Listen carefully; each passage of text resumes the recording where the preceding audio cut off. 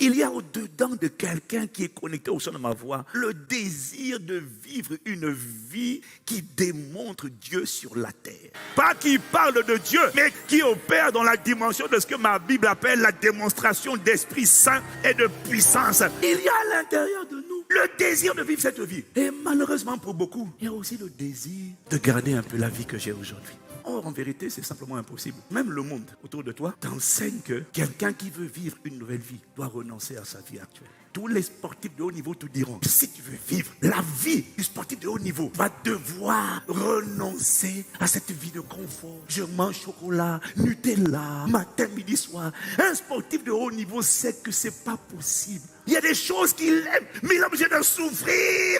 Il est obligé d'accepter de perdre pour gagner, de renoncer afin de retrouver. Tout le monde le sait, même les étudiants qui excellent à l'école, qui sont des majors de promo, savent qu'ils ne peuvent pas faire la fête comme tout le monde, s'amuser comme tout le monde. On n'interdit pas les réseaux sociaux, mais on peut au moins réguler. Si tu ne crois pas, regarde tous les gens dont la lumière brille. Tous les gens qui écrivent l'histoire, ils ne sont pas obligés d'être croyants, mais tous ont dû se résoudre à faire l'enterrement de la vie qu'ils avaient. Je ne peux pas me permettre d'arriver en retard, sinon je me fais virer de mon club. Alors c'est comme ça que des gens tout le temps en retard finissent par adopter la culture de la ponctualité. Pourquoi? Pas parce qu'ils aiment la ponctualité, mais parce qu'ils sont obligés à un moment donné de s'asseoir, de faire une équation. Ils ont une vie qu'ils veulent gagner et ils ont une vie dans laquelle ils sont. Et quand tu veux gagner cette vie-là, tu dois ajuster ton système de pensée, sinon tu te fais virer. Alors ils sont obligés de dire, je suis désolé, j'aimais bien ça, mais je suis obligé de lâcher ça. On ne peut pas vivre les deux vies en même temps, non. Mon ami, il y a un prix à payer. La dimension à laquelle tu aspires exige perdre ta vie. Ton confort, quelques heures de sommeil, 3 repas par jour. Pas tout le temps, mais il y a des moments où il faut rentrer dans les lieux secrets. Et les moments où tu dois te fâcher, tu apprends que telle personne que tu connais est malade. Oui, c'est bien, tu as la culture de « Oh, pasteur, priez pour moi ». Mais Dieu a envie que toi aussi tu ailles dans le lieu secret. Parce que c'est le même Dieu et que Dieu ne fait pas de favoritisme. Ça veut dire, la même manière dont il utilise cet homme que tu vois là, il veut se servir aussi de toi. Tu dois renoncer au premier repas, deuxième repas. Tu dois rentrer dans le lieu secret, tu dis « Ah non, Seigneur ». C'est ça que Dieu attend de toi. Tu vas devoir perdre. Tu ne peux pas gagner sans perdre. Mais il y a une génération qui m'a dit, qui ne veut pas perdre. Tu veux garder tes mêmes mauvaises habitudes. 4 heures, 3 heures sur les réseaux sociaux. Tu imagines un peu le temps que tu aurais pu passer. Si tu avais pris les 3 heures, tu avais laissé 1 heure pour les RS. Et tu avais consacré les 2 autres heures à l'instruction, à la prière en esprit. À la fin de la journée, tu aurais déjà grandi. Tu aurais augmenté ta capacité. Et j'ai découvert que Dieu, en vérité, quand on demande, Dieu donne. Et j'ai découvert que ce que tu reçois, même quand Dieu a donné, il a fait sa part. J'ai découvert que ce que tu réceptionnes dans la vie, c'est ce que tu es capable d'accommoder selon ta capacité. Alors j'ai découvert que ma capacité peut me disqualifier. Ma capacité peut m'empêcher de recevoir ce que je veux recevoir alors que Dieu a donné. Voilà pourquoi je dois investir du temps pour augmenter ma capacité. Pour apprendre, écouter des enseignements, mais poser des questions aux gens qui réussissent dans leur domaine. Comment tu réussis? Mais quand tu poses des questions pour savoir comment les autres réussissent, tu es en train déjà d'apprendre. Tu rentres dans l'apprentissage. Et chaque fois que tu apprends, tu augmentes ta capacité. Quelqu'un qui prie 6 heures dans la journée, même s'il prie pour toi, tant que tu restes à 1 heure de prière par jour, you have no power. Le gars, il habite la présence de Dieu. C'est une centrale nucléaire. Quand il parle, tu sens une audace. Et tu penses qu'il suffit de t'imposer la main pour que toi, tu manifestes cette audace. C'est impossible. Tu dois augmenter la capacité. Tu dois passer de 1 heure à 2 heures. De 2 heures à 3 heures. De 3 heures à 4 heures. Et quand tu t'exposes à cette atmosphère, tu es en train d'augmenter ta capacité de prier. Tu vas devoir apprendre à prier plus. Augmente la capacité. Il y a un prix à payer. Il faut renoncer pour gagner. La vie que Dieu a réservée pour toi, tu dois avoir soif. Vous savez, il y a 3 niveaux à l'école de l'esprit. Il y a le niveau du demander et vous recevrez, cherchez, vous trouverez, et frappez et l'on vous ouvrira. C'est le même Saint-Esprit. C'est comme dans ta vie, quand tu es un bébé, dès que tu fais miaou, tu n'as même pas fini le miaou que tout de suite on te met le biberon dans la bouche. Pouf. Et le problème, c'est que quand tu acceptes Jésus comme ça, tu as l'impression que vraiment, oh Dieu est bon, j'avais un problème, et puis pouf, il s'est passé un miracle. Formidable.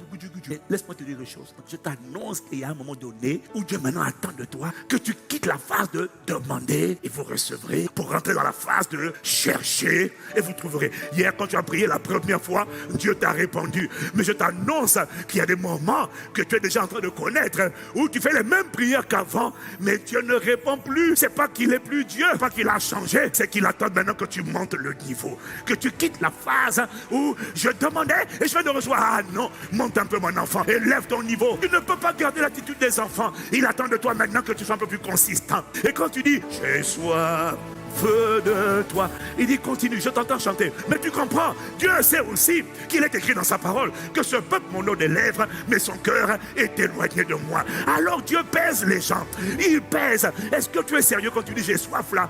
Parce que Dieu veut te donner la vie que tu réclames.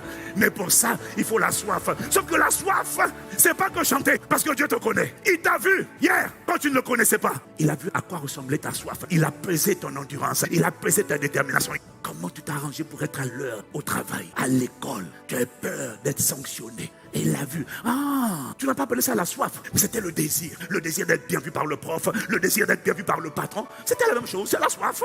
Alors il voit ton désir. Maintenant je sais que quand tu as le désir de plaire à ton patron, quand tu as le désir de réussir à l'école, je vois que tu es capable d'arriver même en avance aux entretiens.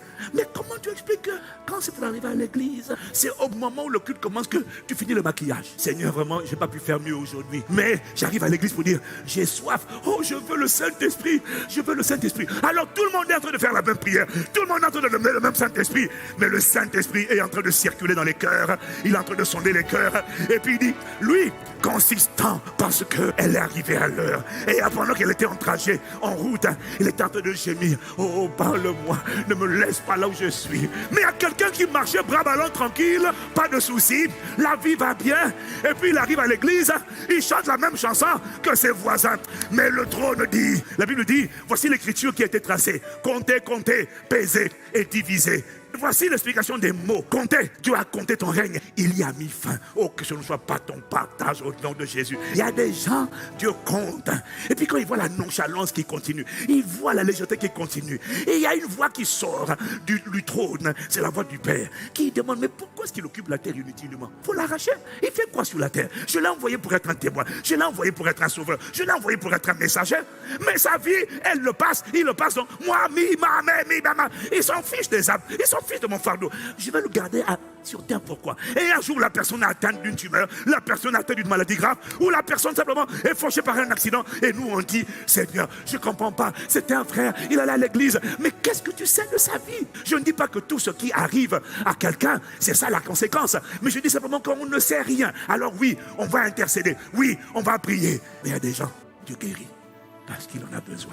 Il dit pas maintenant, Satan, quitte, pas maintenant. J'en ai besoin comme témoin. Parce que j'ai vu son cœur. Il a le désir de témoigner. Je la vois oser parler de moi. Non, non, maladie. Oh non, non, dégage. Tu ne peux pas l'emporter. Mais Anna, je suis chez moi devant mon salon, mon téléphone portable, mon confort personnel, en train de vivre ma vie, mes conversations mondaines. Alors, copine, on dit quoi? Oh, Margot, oh, mon gars, oh, on dit quoi? Rien pour Dieu. Il n'y a rien pour Dieu. Il n'y a tout que pour toi. Tu ne le trouveras pas tant que tu ne montes pas. Ce n'est pas que Dieu a disparu. C'est qu'il t'appelle à monter le niveau parce qu'il sait que tu l'honores des lèvres. Il sait que tu parles des lèvres. C'est pas ça, la soif.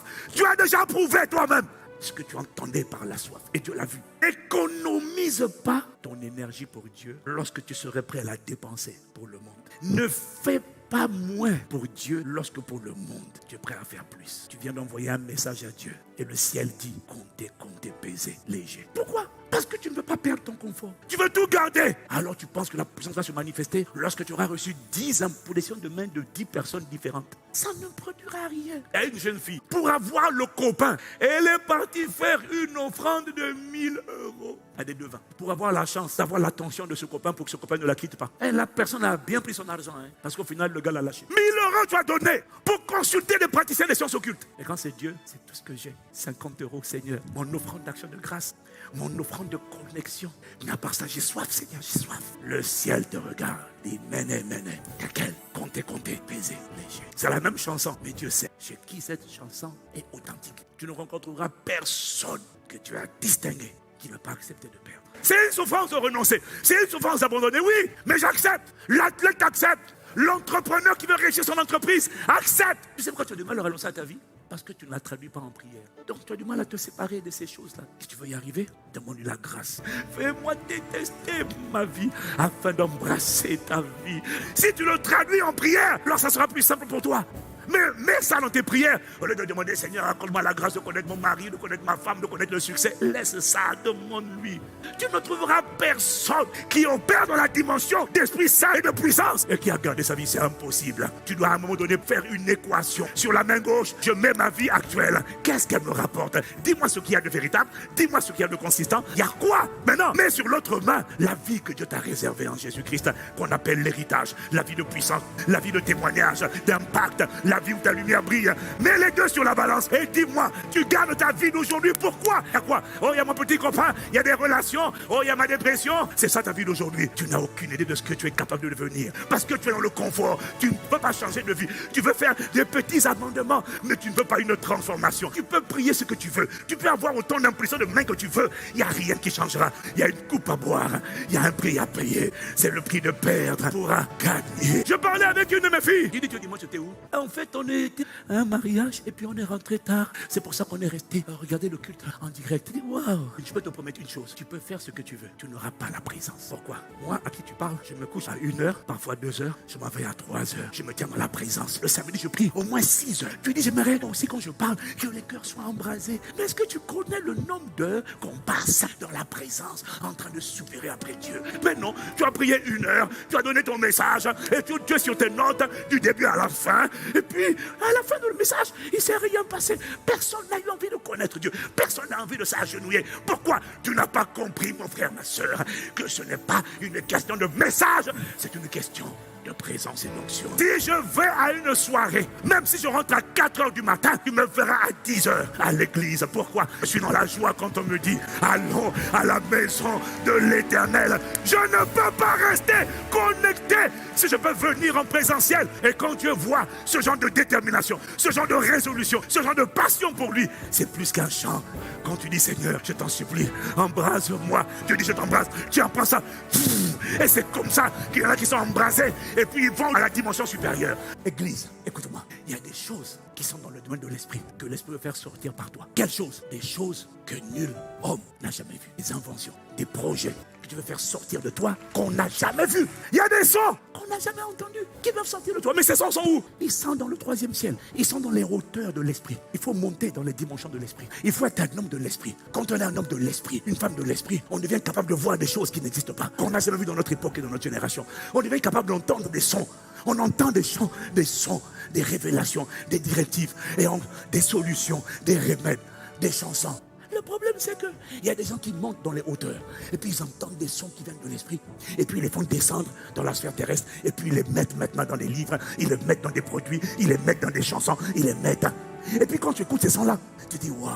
Mais pourquoi toi tu n'accèdes pas dans ces hauteurs? Pourquoi toi tu n'accèdes pas pour aller piquer aussi des sons, piquer aussi des choses qu'on n'a pas vues, qu'on n'a pas entendues? Alors dis-moi, je pose une question. Qu'est-ce qui sort de nouveau de toi, qui a été sorti du lieu secret? Parce que quand ça sort du lieu secret, je t'assure, ce n'est pas naturel. Ça émet quelque chose. On sait ce qui vient du trône. On sait ce qui vient de Dieu. On le sait, on le sent. Les gens sont touchés. Les cœurs sont foudroyés. Les solutions sont géniales. Mais ça vient d'en haut. 1 Corinthiens 2, au verset 9, il dit, il y a des choses sur à quoi nul homme n'a jamais pensé. Il y a des choses auxquelles, ne te dis pas que tout existe, non, il y a des choses auxquelles nul homme n'a jamais pensé. Ces choses sont accessibles pour les hommes et les femmes de l'esprit, les hommes et les femmes qui vont dans les hauteurs avec Dieu. Ils accèdent à des choses auxquelles personne n'a jamais pensé, mais toi tu dois y penser.